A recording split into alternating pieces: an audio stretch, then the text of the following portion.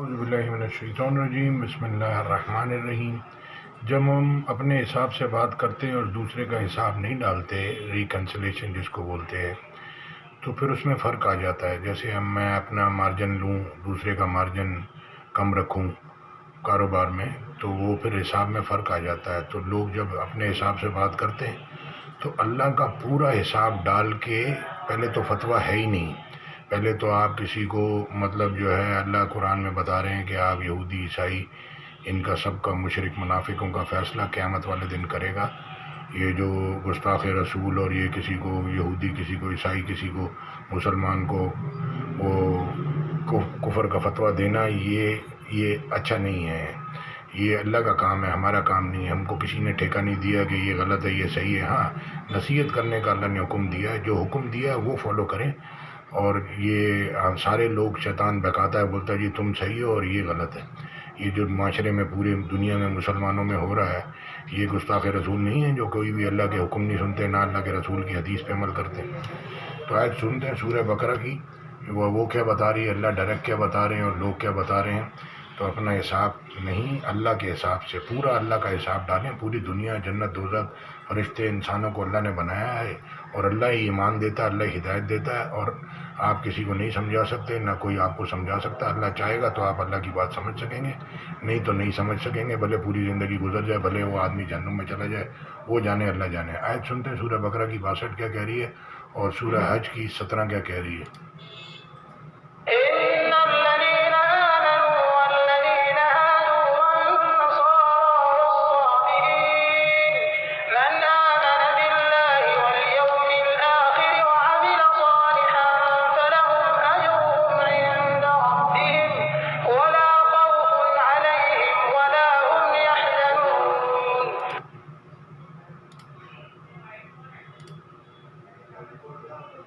جو لوگ مسلمان ہیں یا یہودی یا عیسائی یا ستارہ پرست، یعنی کوئی شخص کسی قوم و مذہب کا ہو، جو خدا اور روز قیامت پر ایمان لائے گا اور عمل نیک کرے گا، تو ایسے لوگوں کو ان کے اعمال کا صلہ خدا کے ہاں ملے گا، اور قیامت کے دن ان کو نہ کسی طرح کا خوف ہوگا اور نہ وہ غمناک ہوں گے۔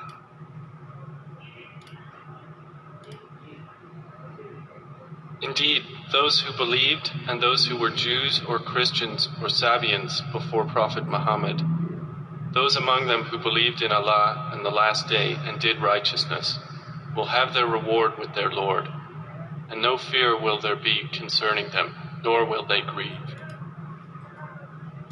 سورہ حج کی 17 نمبر کی آیت کیا بتا رہی ہے؟ لوگ کیسے طلاق کا بتائیں گے اور کیسے بتائیں گے کہ مشرک ہے، منافق ہے، وہ کبھی بھی ایمان لے آئے۔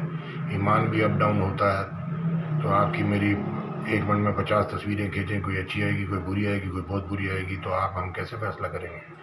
تو اب یہ قرآن کیا بتاتا ہے وہ سنیں، اللہ کیا بتاتے ہیں وہ سنیں۔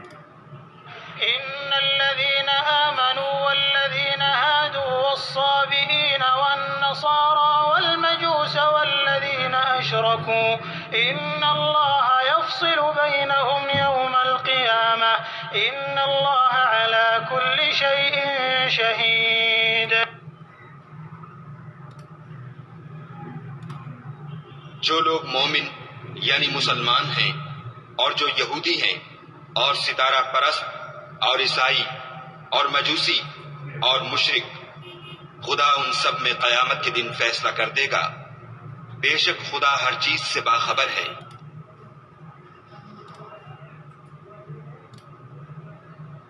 Indeed, those who have believed and those who were Jews and the Sabians and the Christians and the Magians and those who associated with Allah, Allah will judge between them on the day of resurrection. Indeed, Allah is over all things witness. تو اب یہ حساب اللہ نے کرنا ہے، ہم لوگوں کا حساب کرتے ہیں، مشرک ہے، یہ منافق ہے، یہ کافر ہے، یہ مسلمان ہے، یہ یہودی ہے، جو بھی ہے۔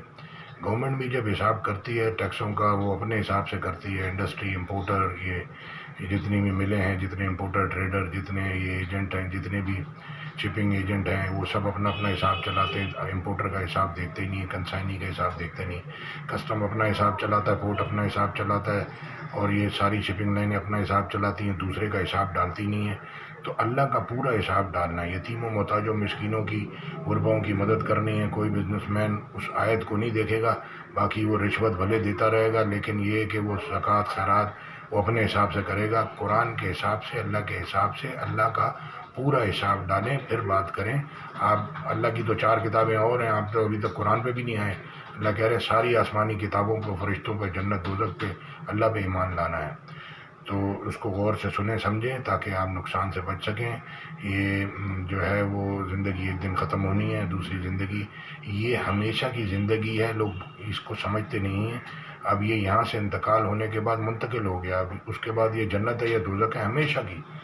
تو اب یہ کبھی نہ ختم ہونے والی زندگی ہے. یہ جو باہر آپ دیکھتے ہیں کتے بلیوں کو دوائیاں لگاتے ہیں، ادھر گاؤں میں کتنے لوگ بیمار ہوں گے، مریض ہوں گے، ان کو دوائی نہیں ملتی ہوگی، پھر ان کی دوائی جیسے کرونا منتقل ہو جاتا ہے، پھر اس طرح سے یہ بیماریاں امیروں میں آئیں گی، پھر وہ بولے گا یہ کہاں سے آ گئیں.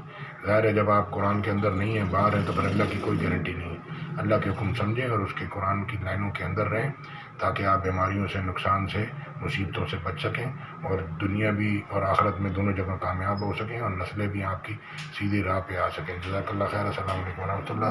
جو بوڑھے ہوتے ہیں ان کا احترام ہے، جو بچے ہیں ان پہ شفقت رحمت سے معاملہ کرنا ہے، تمیز کے عزت کے ساتھ میں بات کرنی ہے. آپ کی طاقت پہ، آپ پیسے پہ بھروسہ کریں گے وہ کبھی بھی فیل ہو جائے گا. یہ دل گردے جسم یہ بھی ایک دن فیل ہو جائیں گے، کیونکہ آپ کا ایمان بھروسہ ان پہ نہیں رکھنی، طاقت پہ نہیں رکھنا، پہلوان کی اللہ پہ رکھنا ہے.